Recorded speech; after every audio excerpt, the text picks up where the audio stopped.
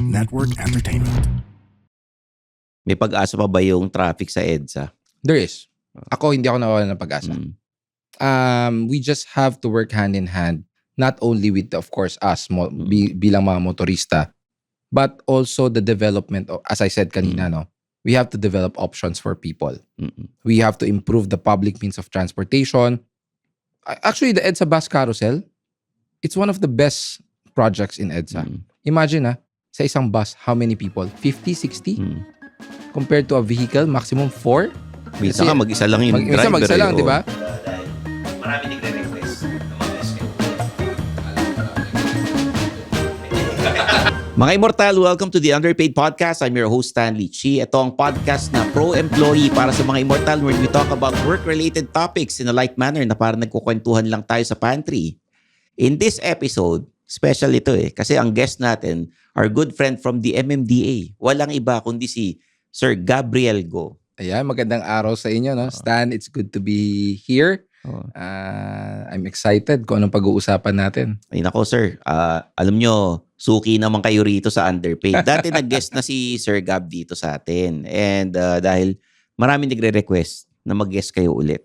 Kala ko marami nagre-request ng towing. Hindi. Meron mga nagsasabi na bakit may mga nagpa-park dun sa residential area na yung street parking? Yan. Oo. Actually, yung street parking yan, it's a very debatable issue kasi may mga certain conditions na tinitingnan dyan. May mga certain aspects na yung iba merong approved city ordinance, yung iba naman wala. So we still have to verify. Baka naman yung kalsada nyo may approved city ordinance. So, i-check natin yan. Sabihin lang nila kung saan pwede naman natin i-verify. Yung mga Immortal dyan na nakikinig at nanonood sa Spotify, please subscribe. Tapos, yung Underpaid, meron tayo sa Facebook, Instagram, meron ding TikTok, and please follow me sa social media, Stanley Chi and Suplado Motors. Hanapin nyo rin po. Pati na rin si Sir Gab. Bago natin simulan yung episode, di ba? Sir Gab, ano ba yung social media accounts ninyo? Well, actually, wala naman akong page, no? I only have my personal account. So, yung iba dyan, pag nagme-message kayo, nagugulat sila actually, admin ka ba? Parang ako, admin? Teka lang. Hindi po, si Gab po talaga ito. So, wag po kayo magtaka at wag po kayo magulat na ako po ang minsan sumasagot po talaga. It's just that I cannot, constantly check the messages and answer to the messages dahil sa dami. But sometimes I do reply. And kung mapapansin nyo po, I'm very active on social media kasi for me, napakahalaga ng role ng social media in this modern world. So makikita nyo minsan, sumasagot ako sa mga nakapost na complaint. Minsan sumasagot ako sa mga questions online. I think it's a good channel for us to let people know and to educate people kung ano yung mga tamang batas, tamang rules and regulations. So, yun lang po, you can check my Facebook, Gabriel Go po. Naiisa lang po yan, yung may blue check. Yun lang po. May mga iba nagtatanong kasi, ano ba daw talaga yung ginagawa ng MMDA na hindi alam ng mga tao? Well, alam nyo ang MMDA kasi, Stan, there's a whole different elements when we say Metropolitan Manila Development Authority. That's why it's called Development Authority. So, andyan na syempre ang traffic rules and regulations. We maintain cleanliness, order in the society through, of course, our clearing operations.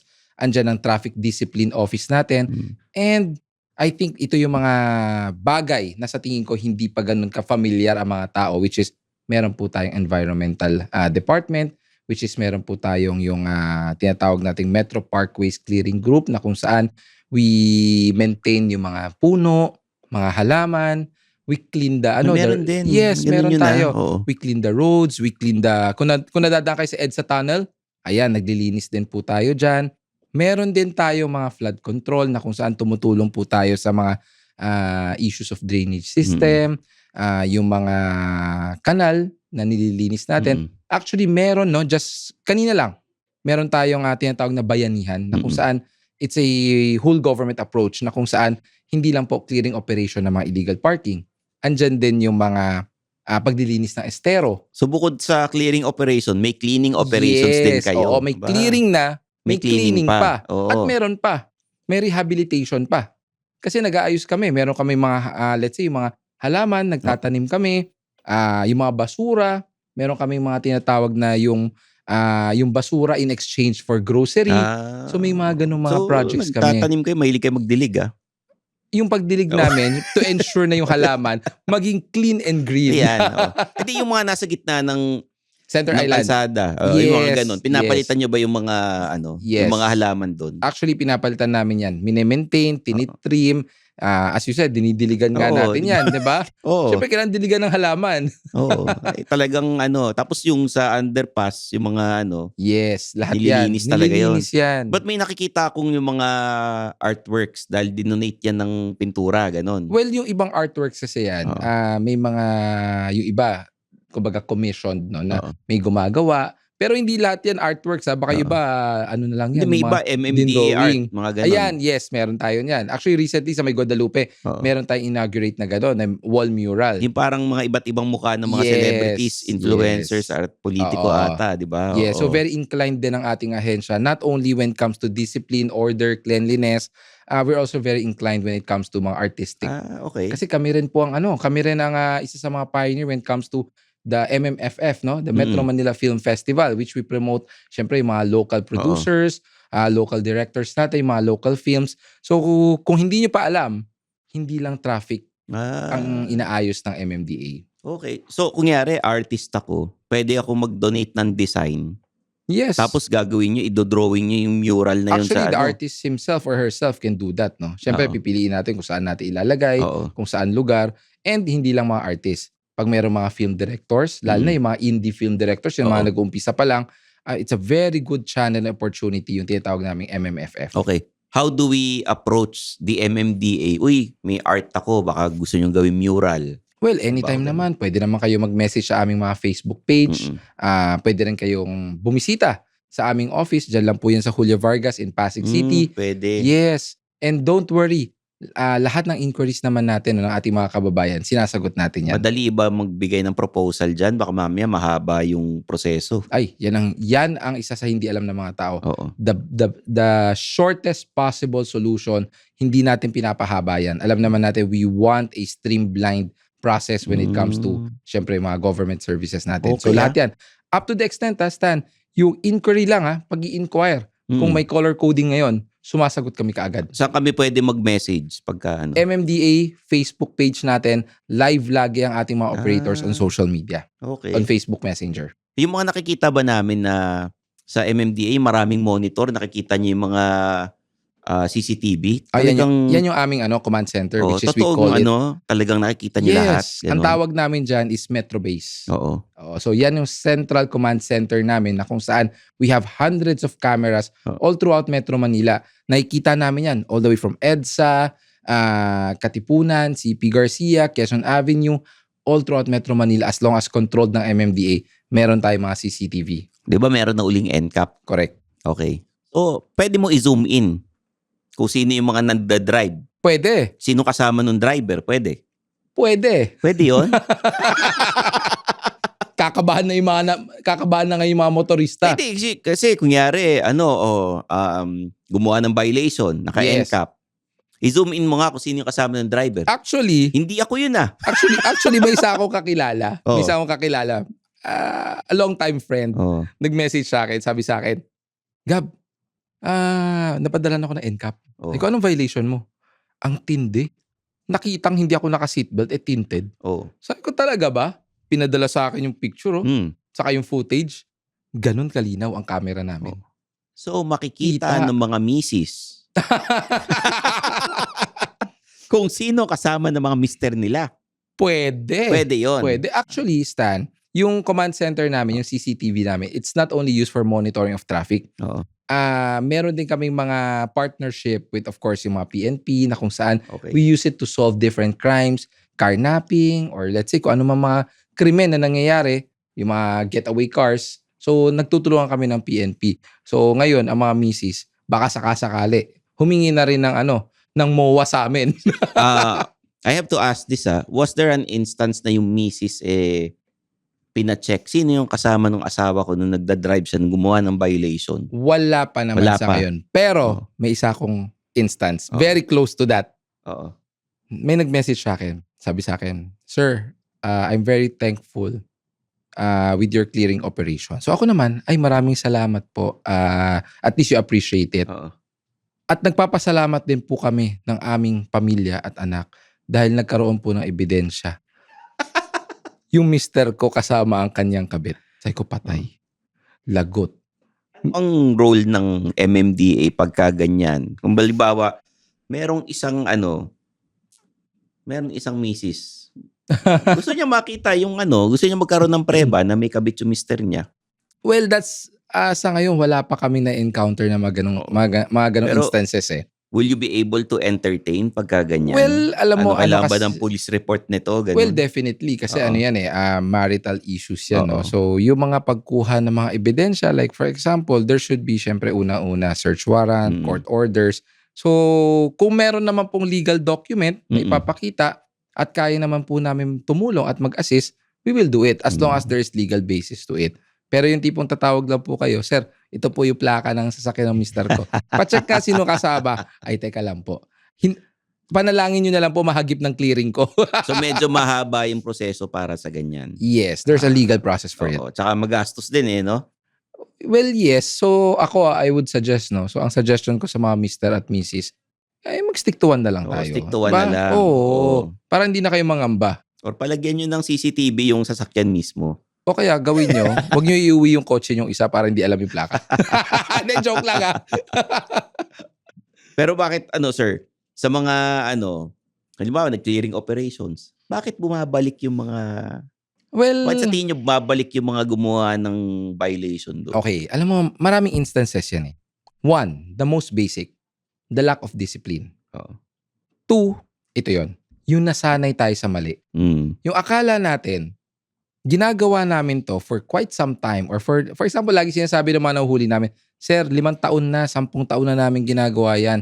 10 taon na kami pumaparada dyan. Ngayon mo lang kami hinuhuli. So there are some instances na sinasabi ko yun po ang problema. Nasanay tayo sa mali for a long time already. Third, ano pa ba ang problema? Bakit pa ulit-ulit? There is a lack of option. Why did I say lack of option? Sabi nga ng mga motorista, or sabi nga, ito na lang, case in point, ng mga vendors. Sir, hindi po kami magtitinda sa bangketa na alam naming illegal kung meron kaming option. Diba? So, it's kumbaga hand-in-hand process yan. Kailangan natin ng disiplina. We need to enforce the law. But at the same time, that's why we are called the government. We deliver service to the people. So, one of the aspect of delivering service to the people is providing the people of options. So, ano options? Pwede tayong magkaroon ng mga parking spaces na hindi nakahambalang sa kalsada. We could have multi-level parking spaces. For vendors, we could have probably a community market, a building where they can freely do their business. So, maraming mga kailangan tingnan kung bakit pa ulit-ulit yung mga violators. So, mga naman, ito, yung mga nakikita naming viral videos nyo. Recently, may dalawang Chinese na auntie kayong nakausap in Chinese. Hindi nyo alam Chinese si Sir Gab. No? Yes, actually, I can speak Hokkien and I can speak Mandarin. Oo. Cultural ka, di ba? Yes. Alumni ng cultural. Philippine yes. Cultural, no? Actually, madagdag ko na, I can understand and speak a little bit of Spanish. Wow. Si yo hablo Espanyol. Wow. Oo. Ang alam ko lang, Stanley S. Bonito. Ako may konti pa alam. So, I can speak different languages. Kaya minsan, tulad yan, yung nangyari, yung viral. Actually, I have no plans of speaking to them in Chinese. Kaya lang ako nag-decide na mag-Chinese or mag-Hokkien sa kanila. It's because feel ko, nahihirapan na sila to convey what they want to say. So, Chinese ko sila. So, nung Chinese ko sila, medyo nagkaintindihan kami ng konti. But knowing mga Chinoy, lalo na the older generation, they will still fight Pipilit for pa rin nila ipipilit nila kahit more of pride and yung seniority na lang ata nila Yes. Kaya if some of the Chinese might understand the video, sabi nila parang dapat daw parang may sinabi something about since senior sila, they still have to be given consideration. So sinabi ko doon hindi. I said no. Sabi ko there's no seniority here. We just have to follow the rules and regulations. Sa batas, walang senior-senior, di Wala. ba? There's no Oo. exemption to the law, Oo. di ba? Was there a time na naawa ka dun sa gumawa ng violation? Naawa lang wala tayong pwede kayo mag-share ng experience ninyo. The most recent, kanina, I was in a clearing operation somewhere in Navotas, Malabon area. May pinara ko. Isang motorcycle rider. 3 sakay niya sa motor. Yung tatay, which is the driver, nanay niya, and anak. So, lola yung babae. So, pinara ko. Sabi ko, 3 po kayo sa motor. Ang motor dapat 2 lang. Second, walang helmet yung bata. So, sabi ko sa kanya, peram ng lisensya. Lisensya naman agad. But he was explaining. Sabi niya, sir, pasensya na po. Wala lang po talagang option kasi malilate na po sa therapy. Sabi ko, anong therapy? Yun pala yung bata. May parang... Sped. Yeah, sped siya. Sped. So, sabi niya, malilate na po. Sabi ko, sige, malilate na siya. Pero still you have a violation. I was planning to tikitan talaga siya Oo. Kasi sabi ko, excess passenger ka na, wala pang helmet yung bata. So pinapaliwanag ko, sabi ko, willing kang i-sacrifice yung safety ng bata kumpara doon sa malilate. Kung ako sa'yo, pipiliin kong malate kesa i-sacrifice ko yung safety ng bata. So he was explaining, sabi niya, sir, ako'y parang TNVS rider lang. Nagbabayad po ako ng 1,500 kada session. Baka sir, baka pwede po mapakiusapan or mabawasan man yung violation. Kasi 2 yun Oo. Excess passenger plus no helmet Oo. So 2 violations. So sabi ko sa kanya, ganito na lang. Even the lola was very kind. Oo. Sir, pasensya na po talaga. Tapos kinausap yung bata. Sabi doon sa bata, ikaw kasi, sinabi ko sa'yo, kung mas maaga ka, hindi mahuhuli si papa mo. Oo. So ako, walang kasalanan yung bata Diba? So you don't blame the child. So sabi ko doon sa lola, sabi ko, hindi, ganito na lang. Kayo po, umpisahan nyo na po. Kung gusto nyo po mag-tricycle. Kung gusto nyo po maglakad, healthy po yun. Pwede po kayo maglakad. Para hindi na po excess passenger. Now, yung bata, sabi ko ganito. Naiintindihan ko where you are coming from. May helmet ba yung bata? Sir, wala po. Okay. So, nagmomotor siya madalas. Sir, once in a while. Okay.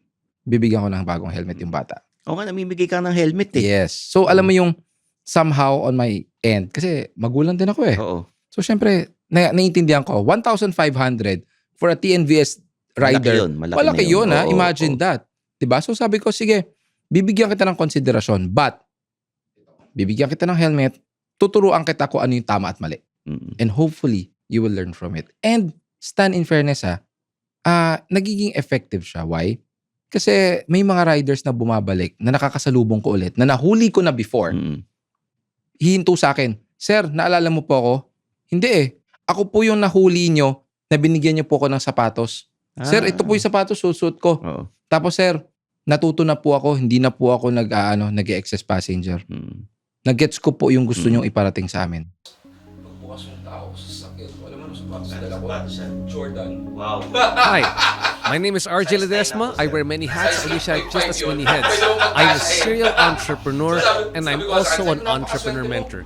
I'd like to invite all of you to please listen to the RJ Ledesma podcast. On my podcast, I listen to inspiring business leaders and entrepreneurs to learn more about how they think about doing business, what are their success secrets, and how we can replicate them, and more importantly, what business opportunities do they see emerging in the near future for us entrepreneurs. Listen to the RJ Ledesma podcast. If you notice na online, ilang bata na ilang estudyante na ibinigyan ko ng cellphone. Yung namimigay ka ng sapatos, anong brand yun? Yung mga parang Air B9, Air bawat Hindi, city, di ba? hindi. Yung mga ganun, di ba? Hindi. Well, yung mga kasi I have some friends who are very very supportive. Oo. So meron silang mga reseller, mga shops. So iba't ibang brand, Nike, Adidas. The most recent nga, swerte. Oo. As in, naabutan ko lang siya. Nakita ko nakatupi yung side mirror. Pinara ko, sabi ko sa kanya, teka lang, ba't nakatupi yung side mirror? Sir, dumaan lang po ako, masikip ya, inano ko. Oo. Tapos sabi ko, buksan mo. Tapos nung pagtingin ko, sabi ko, bakit sira-sira na yung sapatos mo? Oo. Sir, wala pinagtsatsagaan, etc. Ganun ba? Sige nga, bigyan ito bagong sapatos. Pagbukas ng tao ko sa sasakyan ko, alam mo anong sapatos Anong dala ko? sapatos yan? Jordan. Wow. Size 9 ako, sir. Size 8.5 yun. Pwede mong pagkasyahin. So sabi ko sa kanya, napakaswerte mo. Jordan yung nasa likod ng sasakyan ko. Kasi every time when I go out, every day, Sa operation, I go to Oo. work, I go to the office. Lagi yan. May bit-bit akong helmet pang adult. May bit-bit akong helmet na pambata. May bit-bit akong tumbler. May grocery packs ako. And meron akong sapatos. At hindi lang yun. Minsan meron pa akong, sometimes I have tablet. I have cellphones. Wow. Oo. And if you notice na online, ilang bata na, ilang estudyante Oo. na binigyan ko ng cellphone. Yung helmet, anong brand ang pinamimigay niyo? Zebra and Geely. Tapos yung sa pambata, H&J. Okay Oo. Wala bang walang showy or mga aray, ganun? Bibigyan na lang kita ng discount. Mali pala. Hanap tayo sa marketplace. Sa lahat ng mga may violation ng traffic, ano yung pinaka-creative na sinabi sa inyo? The most creative sa topic. Alam mo, sa dami, Stan, no? Hindi ko mapili yung the most creative eh. Oo. Pero ang pinaka nakakatawa na lang, no? The most consistent, yung pag hinuli mo, magkaangkas, o kaya dalawa sila sa sasakyan, or dalawa sila doon sa, let's say, sa e-bike or e-trike. Oo. Pag tinanong mo yung isa, pupunta po ako ng school. Pag tinanong mo yung isa, sir, actually, namamasada po kami. Magkaiba. Yung hindi consistent. So, yun yung laging, alam mo yung minsan natatawa ako, kaya sinasabi ko, mag-usap nga kayong dalawa kasi hindi kayo consistent sa mga rason nyo eh. Nilalaglag nyo ang sarili nyo. Oo. Ganon. Pero yung creativity, alam mo, tayo bilang Pinoy, sobrang dami nating excuses, to be honest. Pagdating sa mga palusot, Totoo, magaling tayo mga palusot eh. Oo. Pag hinuli mo, walang helmet. Sir, dyan lang po ako eh. Kahit na dyan ka lang, kailangan mo mag-helmet. Sir, dyan lang naman yung bahay ko sa kabilang kanto. Kaya nga, kailangan mo mag-helmet. Sir, ang hirap mag-helmet eh. Dyan lang sa kanto, bibila ako ng isda eh. Tapos nakatsinelas. Tapos nakatsinelas, di ba? Oh. Sir, kailangan ko pa bang sapatos? Pupunta lang ako ng palengke. Kaya lagi alam mo ang sagot ko. Private road ba? Hindi, sir. Pag private road, hindi kita papakialaman. Public road to. Sumunod ka sa batas. But excuses wise, siguro tayo bilang Pinoy, no? It's about time na we stop trying to justify the things that we are doing na alam naman nating mali. May mga dumadaan sa bike lane. Ay, naku. Diba? Kasi minsan sobrang traffic. Yes. Lumulusot yung mga scooter, yung mga motor. Ano bang napagbibigyan ba yung mga ganun? Kasi halimbawa, sa San Juan na lang, di ba? Yes. Napaka-traffic dun eh. May tinatawag kasi tayo exclusive bike lane. At meron din tayong tinatawag na shared bike lane or shared motorcycle lane. So once we say shared, syempre, pwede ka. Pwedeng daanan ng motor, pwedeng daanan ng kotse, but ang priority is bike. For example, bike lane. Pag sinabing shared bike lane, pag may dumaan na bisikleta, labas ka. Or paunahin mo yung bisikleta. Yun dapat. Oo. Pero once we say exclusive, kaya nga exclusive. Di ba? Walang pwedeng dumaan na iba. Ang problema kasi sa atin, sige, let's take into consideration napaka-traffic. Pero kaya nga ginawa yan eh. Di ba? Para ang bisikleta, may sariling linya. Ang motor may sariling linya. Ang public utility vehicles may sariling linya. Kung lahat tayo, kasi traffic, bara-bara na lang tayo, it will be very chaotic for us, di ba? So, dapat sundin natin yan. May mga ibang drivers na halimbawa, nasagi yung motor, nasagi yung kotse. Sila na may kasalanan, ayaw pa umamin. Sila pa yung galit, sila pa yung nakipag-away. Meron akong shinare na video a few months ago. Motor siya sa EDSA. He was on the rightmost lane. Tapos gutter na, sidewalk na halos. Tapos yung kotse, katabi niya. Alam mo ang ginawa niya? Kita na niya yung kotse, hindi siya promeno. Ang ginamit niyang preno, busina. Kamali siya o sinadya niya. Busina siya ng busina, sinuksok niya, siya mismo sumemplang. Pag semplang niya, alam mo, buti na lang mabagal ng takbo. Kundi nagulungan ulo niya. So, why am I sharing that? Because, ito kong iparating sa public na there are instances na we have to follow the rules and use the proper gears, proper functions ng mga sasakyan natin. Kasi, an accident is always there, di ba? Tsaka pag nakamotor ka, talo ka dun sa four wheels. Yes. Talo ka talaga. Yes. Saka lalo-lalo mga nagmamotor. Ako kasi rider ako eh. So, it's always, mas may advantage ang sasakyan. So, pag ako nagmamotor out on open roads, ang iniisip ko lagi, I should take a few step back. Why? Ang kotse, pag yan sumadsad, gas-gas lang eh. Mm. 'Di ba? Worse, sabihin natin, nagka-dent yung kotse, ipaayos natin sa talyer, tapos Mm. tayong nagmamotor, pag yan sumadsad, ano masisira? Hindi kaha, Oo. baka mabalian ka. Oo, yan. Kasi Diba? naka-expose yung katawan Yes. natin, di ba? There are no added protection for us motorcycle riders. Hindi naman naka-protective gear lahat eh. Correct. Ano isa lang pa eh, yan. kumbaga naka-expose talaga. Halimbawa, naka-scooter ka. Yes. O naka-forma ka dyan. Yes. Hindi ka naka-boots dyan. Naka-rubber shoes ka pa. Totoo yan. Naka-helmet ka. Yun lang. Kasi iniisip ng mga tao. Dyan lang. Forma. Tapos Correct. minsan ka hindi pa nag-gloves. Correct. Di ba? O, Very important yan. Alam mo, actually, out on open roads, even let's say EDSA lang yan, I would suggest wearing syempre proper helmet, use your gloves. And siguro, no, hindi man sabihin natin knee pads, kasi yung iba sabihin, dyan lang yan, pupunta ko office, magdi-knee pads pa ako. At least man lang, mag-motorcycle jacket tayo na mayroong pads. Oo. Diba? Para safe kayo. Para diba? safe tayo. Pag let's say, hindi natin maiwasan, biglang tumaob. At least, yung siko mo, safe ka pa rin. Protektado ka pa rin somehow. Kami sabihin nila, Sir Gab, kaya ako hindi nagja-jacket, napapawisan ako, napakainit sa Pilipinas eh. Eh di wag kang magmotor. Diba? Diba? I Ano? mean, ano lang yun eh. Ayaw mo mainitan, ayaw mo mapawisan, wag kang magbumotor, wag kang magbike. Diba? Gamitin mo sa sasakyan mo. Pero, knowing the traffic situation and knowing the volume of vehicle, gusto mo makapunta sa pupunta mo na mas mabilis? Ano ibang option mo? Take the public transportation.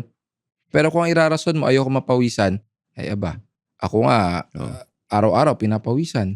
Di ba? May pag-asa pa ba yung traffic sa EDSA? There is.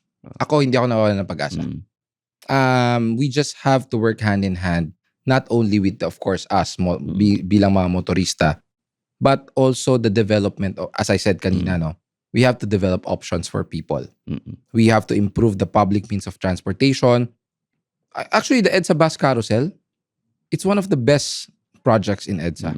Imagine sa isang bus, how many people? 50, 60? Compared to a vehicle, maximum 4?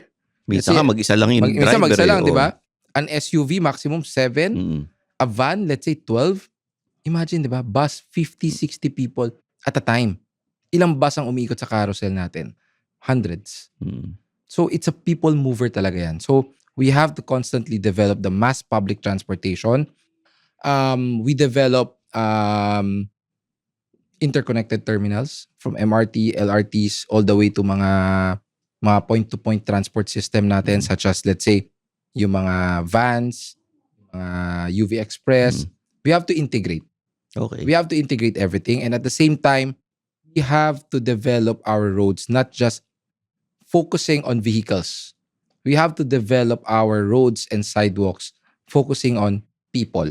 And when we say people, it's about pedestrian, bikers, motorcycle riders, private car owners, and of course, the mass transportation system. But, ang hierarchy dapat dyan, we have to prioritize people. Okay. People who walk. Yung mga nag-MRT, Yes. nag-LRT, minsan nakikita natin napakahaba ng pila. No? Tapos, yung iba naman, syempre, nadi-discourage sila gamitin yung public transport natin, bibili sila ng sasakyan. Yes. So, mas nagta-traffic kasi mas dumadami yung mga taong may kotse. Correct. Well, alam mo, Stan, no? Doon yung pumapasok yung we have to focus on people. Oo. We have to deliver the services to the people. In what way? Tulad niyan, mahaba ang pila sa MRT, LRT-Y. Kasi mabagal yung beep card. Mabagal yung facility. Wow. So we have to develop that. Which is, I don't think we are that behind from other countries eh. Diba? Oh. It's just that siguro we have prioritized servicing people. Okay. Are you in favor na mas gawing hybrid setup muna ngayon dahil nagkakagulo na ngayon sa sa ibang bansa? Well, Baka as tumaas long na naman yung gasolina. yung gasolina, no? Oo. 90 daw, no? Diba? Well, as long as it will not affect the delivery of services. As long as yung 5-day work week natin ngayon, it can still accommodate the workload kung babawasan natin. Kasi we have to take note. Our country or this society cannot stop, di ba? Oo. Hindi tayo pwedeng tumigil. Tuloy-tuloy ang modernization, tuloy-tuloy ang urbanization, tuloy-tuloy ang economic advancement, growth, progress. So we still have to keep on, kumbaga kailangan nating habulin yan eh. 'Di ba? So kailangan nating habulin kung ano yung mga proseso at yung mga trabaho that we have to accomplish for the people. As long as it does not affect it, well, I'm good. Pabor naman ako dun eh. Well, on my end, syempre, that will not apply. Kasi hindi namin magagawa yung, of course, pag-aayos ng kalsada on a hybrid structure, di ba? So I think yung mga office base, kasi unang-una, it will lessen consumption of electricity. Lessen the consumption of fuel. It will have an impact on the environment as well. Kasi mas maraming tao in a day. Imagine mo ilang libo ang empleyado ng gobyerno na pumapasok sa mga facilities. Imagine mo ilang kotse ang ginagamit. So yung environmental impact, babawas, di ba? So mas magiging, let's say, we could have a better environment, cleaner air. Possible yan eh. Lesser expenditures. So I think it will be beneficial. But as I said, no, as long as it will not affect the delivery of services. Pero may mga empleyado tayo na, yung mga listener natin, puro employees eh. Correct. Mga immortal, no? Anong tips mo para hindi sila malate sa opisina? Kasi may mga iba, 9 o'clock ang pasok, aalis sila ng bahay, 5 a.m. Tapos makikita nila yung pila sa public transport, medyo mahaba. Well, I cannot blame itong mga kasama natin. As I said, very perfect, mga immortal tayo eh, di ba? Mga empleyado. I will not blame them for blaming the system na, sir, kahit maaga kami gumising, malilate pa rin kami. But, siguro ang pakiusap ko na lang is, whatever we see, the things that we can improve on our end, on our own, gawin natin. Like for example, yung mga nagmamaneho ng sasakyan, papasok sa kanilang mga offices, kung pwede naman nating agahan ng konti, huwag tayong sumasabay sa mga rush hours. Like for example, ang pasok ng government is let's say 7, 8. Yung iba naman 9 o'clock pa ang pasok. So why not magkaroon tayo ng staggered scheme ng pagpasok. Or baka pwedeng i-request ng mga immortal flexi time. Pwede yan, possible yun. Possible yun. Actually, no, I think there's a few companies who do that na pag pumasok ka ng 9, out ka ng 6. Pumasok ka ng 8 to 5 ka. 7 to 4. I think meron yun eh. Even before nangyari na yun. I've experienced that. I've experienced that in one of my previous job. But it was a foundation. So, pag pumasok ako ng 7 to 4. Pumasok ako ng 8 to 5. Ganun nangyari. Okay. I think that is good. Pero siguro ang isa sa mga advice ko, as much as possible, if we can go out, lumabas tayo na mas maaga, para unang-una hindi ka rin yung apurang-apura. Kasi bakit? Pag nagmamadali ka, andyan na yung iinit ang ulo mo kasi traffic. Hindi mo pagbibigyan yung katabi mong kotse. Or kung hindi naman, magtutulakan kayo sa MRT, LRT. Diba? So I think, patience. Okay. Patience. Sir, magbabasa ako ng mga messages galing sa mga immortal na nagpapadala. No? Ito maganda sana kung kayo sumagot. Ano to Dear Underpaid. Sige. Ito. Dear Underpaid Podcast, Sir Gab and Sir Stanley, late na ako sa trabaho. Probationary pa ako. Naka-coding ako today pero pumasok pa rin ako kasi baka mawalan ako ng trabaho. Nahuli ako ng MMDA. Sige, go ahead. Valid excuse ba yun? O violation talaga? Okay. Sasagutin ko yan. Teka. Okay. Probationary ka. Okay, I understand that. Diba? Siyempre pag probationary ka, pakitang gilas tayo kay boss. So, yun yung una kong ano doon. Pangalawa, coding ako, pero pumasok pa rin at nahuli ako. Yes, you have a violation. Why? Unang-una, meron tayong tinatawag na window hour. Diba? Pwede kang umalis during the window hour para hindi ka mahuli. So, win-win situation. Bakit? Hindi ka na nahuli, maaga ka pa dumating sa office. So, mai-impress mo si boss. Or, another option, you have the option to take the public transportation para hindi ka malate or hindi ka mahuli. So, yes, in general, you have a violation. So, hindi yung valid excuse. Hindi siya valid excuse. Ito naman, may isa pang tanong. Ang title nito, saglit lang naman daw. Sir, nag-hazard ako sa gilid ng kalsada para bumili lang ng taho. Sabi ko, saglit lang naman. Pagbalik ko, may MMDA na violation. Violation ba yun? Kahit saglit lang. Okay. Oo. Kailangan nating i-analyze yan. Saan ka huminto? Oh. 'Di ba? Baka naman yung hinintuan mo is a major highway. Oo. C5, Quezon Avenue, EDSA, Rojas Boulevard. Mm-mm. Kasi pag major highway yan at national roads yan, stopping anytime is prohibited. Mm. Unless you stop sa mga areas na may nakalagay na loading unloading. But, tinatawag ng loading unloading.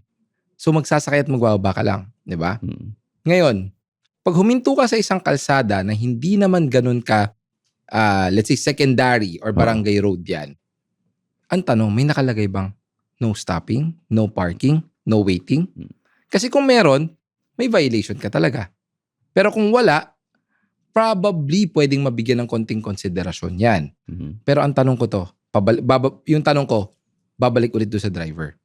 Gaano katagal ka nawala sa kotse? Mm. Kasi kung bibili ka lang ng taho, ako, I've experienced that. Oo. Itatabi ko saglit, manong, yung tigbe 20 pesos, Oo. ang bilis lang eh. Oo. Less than 1 minute, you're done. Mm. So, bakit ka matitikitan? Diba? So, we have to analyze saan ka huminto, meron bang traffic sign? Kasi kung meron, automatic DTS ka. Oo. Disregarding traffic sign ka na kaagad. Tsaka baka mahaba pila, gano'n. Baka mahaba ang pila. Baka naman yung binilhan niya ng taho, hindi si Manong Marami taho. sila. Baka Oo. yung mga tipong nasa loob ng store talaga. Oo, gano'n. Diba? Yung nakapak na taho. Hindi ko na pinapangalanan kasi baka mahuli kayo, di ba? Eto. Waze daw ang may kasalanan. Sir, pinadaan ako ni Waze sa isang street na may no entry pala. Hindi ko nakita agad yung sign. Kasalanan ba ng driver o ni Waze? Both. Oo. Well, unang-una, you cannot blame Waze kasi it's a app eh, di ba? Mm. App are prone to malfunctions, Oo. inaccuracy. So, we cannot rely on Waze alone. I'm not saying Waze lang baka magalit si Waze sa akin. Malay mo, Google Maps naman Oo. pala. So, we ganun. cannot rely on on online applications for traveling all throughout Metro Manila. Bakit sinabi kong both? One, yung driver, siya nagko-control kay Waze, di ba? Mhm. Si Waze, app-based lang yan. So, hindi Oo. natin pwede sisihin si Waze. Two, yung driver. May valid driver's license siya. Mm. Unang-una pa lang yan, pagpasok mo doon sa kalsada, may kita mo na Mm. yung orientation ng mga sasakyan. Lahat ng kotse, facing papunta sa'yo. Pati yung parking papunta sa'yo. Siyempre magtataka ka na, teka lang, ba't ako papasok dito? Or, may mga road markings. Oo. Diba? Yung mga street signs, May mga makikita street mo naman signs. yan eh. Yes. Oo. So, there could be a slight negligence on the end of the driver. Pero, totoo yan. Marami akong Maraming, narinig. diba? Oh. Marami akong So narinig that's not na- a valid excuse Yung pag kasalanan kasi ni Waze, You cannot dumaan ako blame, you dito. cannot blame the app. Hindi ko na alam, bus lane na pala. Correct. Ganun, diba? Kasi yung app na yan, ano yan kumbaga computer-based yan, di ba? Oo. So, software-based. It's prone to any inaccuracy or malfunctions. Pero, the driver himself, Mm-mm. alam niya dapat yan yung mga basic traffic signs, Okay. road markings. Ito naman, sir. Sir, nakamotor ako. Minsan puno na yung motorcycle lane sa EDSA kaya napupunta ako sa car lane. Violation ba yun o practical lang? Well, for one, if we say EDSA, Oo. hindi pa naman ganun ka-exclusive yung motorcycle lane. So, yung pagpunta mo sa mga car lane, okay pa naman yan. Mm. Except for Commonwealth. Kasi Commonwealth exclusive Ay, motorcycle lane meron tayo. talagang merong motorcycle lane dun. Meron yung mga meron talaga. But if you're in EDSA per se, pwede kayo makipagsabayan sa sasakyan. But syempre, wag naman yung masyadong singit ng singit. Alam mo naman natin, I mean, I'm sorry to the other motorcycle riders pero kasi nauuso yung, alam mo yung nakakaugalian natin yung basta may butas, Oo. Pwede pasok tayo ng pasok, di ba? Oo. Minsan nga matatamaan yung side mirror. Mm-mm. So I think we have to adhere to certain road courtesy na kung saan alam natin alanganin, pila tayo ng konti. Mm-mm. Ito coming from my own experience. Ako kasi I ride scooter. Mm-mm. I ride big bikes pagdating sa toll gate na lang, case in point. Alam mo bang usually pag motor, di ba, mauuna na yan? Oo. Minsan nga iniisip ko, masyado ako mabait. Kasi nakapila ako. Oo. Kasi nakapila ako sa likod ng kotse. Mm. To be honest, yung mga ibang kasama ko, Sige, una na kayo. Yung mga ibang motor, yung mga ibang scooter na sumisingit-singit, okay lang yun. Well, may tinatawag tayong yung lane splitting, yung mga ganon. To be honest, yung pagsingit mo naman, as long as it's not endangering other people, okay lang naman yan eh. Pero, yung nga sinasabi ko, you have to be more disciplined and you have to be more considerate and sensitive of other people. Kasi bakit? Nangyayari yan eh. Sisingit yung maliit na scooter, alam niya hindi kasya, ang gagawin pa niya, itutupi pa niya yung side mirror mo. Ayun ang medyo, Tapos pagdaan niya, oo, in fairness, ibabalik naman niya. oo. Pero di ba still, kung alam nating alanganin, Huwag na pumila na tayo ituloy. saglit, Oo, di ba? Pumila tayo saglit. Kasi alam mo yung mga maliliit na instances na sumingit ka, Mm-mm. nasagi mo yung side mirror, hindi mo alam yung kotse yun, baka may pinagdadaanan. Mag-aaway pa kayo. Mag-aaway pa Oo. kayo. Diyan papasok ang road rage. Mm-mm. Eh, yung mga ibang halimbawa, left turn. Eh, sabihin Quezon Ave, Mhm. pa-left turn ka. Nandun ka sa may side ng Timog, naka-stop. Tapos yung scooter mo dadaan-daan ng aandar-andar para makapunta ka dun sa kaliwa. Well, pag nakahinto ang mga sasakyan, Pwede yun. as long as it's safe. Oo. Pero pag yung tipong umaandar lahat ng kotse, tapos ikaw gano'n ka lang gano'n, Oo. aba, delikado na Mauhuli yun. na sila. You are endangering Mm, other motorists. And it constitute reckless driving. mm.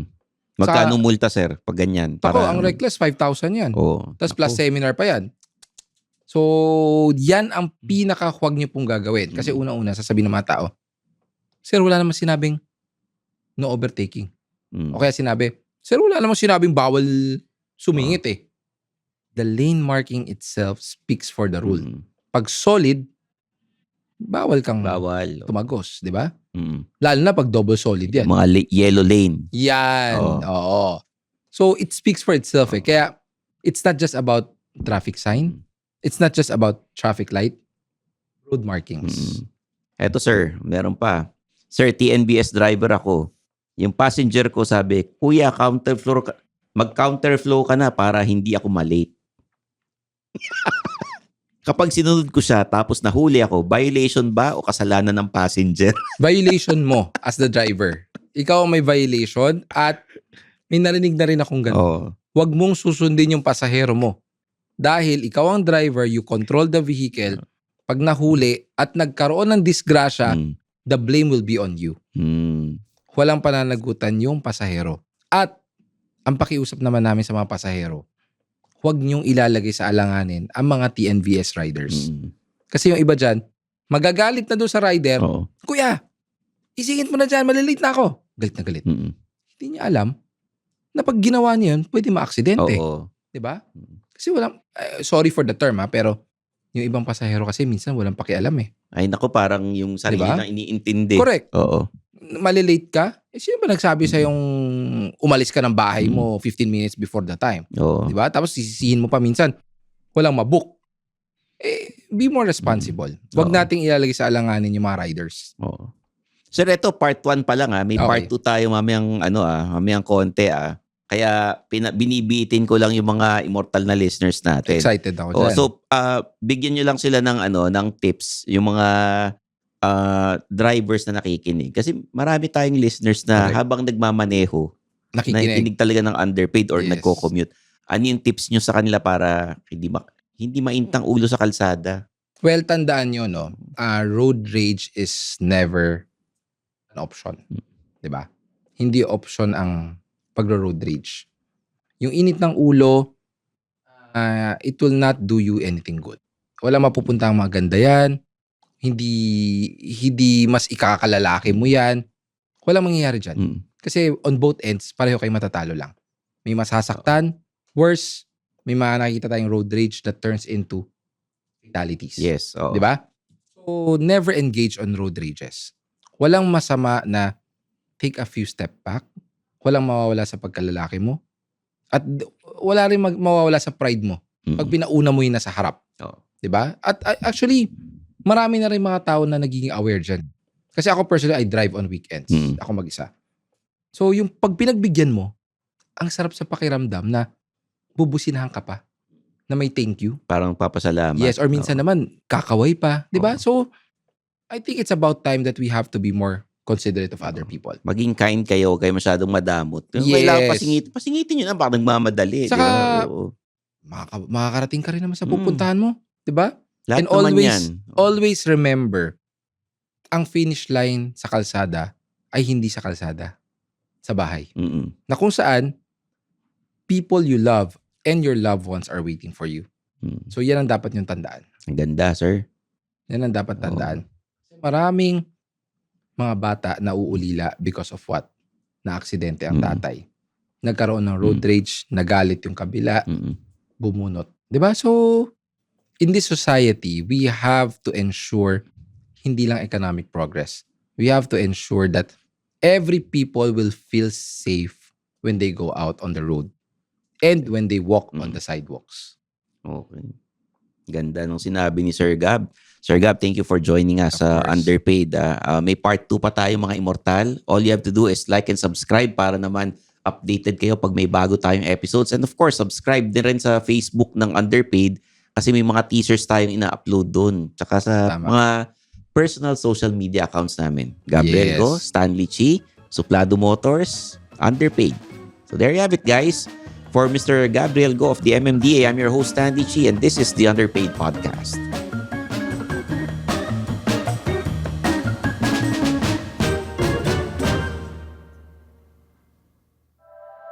The opinions of podcast creators, hosts, and guests are not necessarily reflective of the official stance of the Pod Network Entertainment, its hosts, or other network programs. The content created by the people behind the podcast is personal and not meant to harm any religion, ethnicity, group, organization, company, or individual.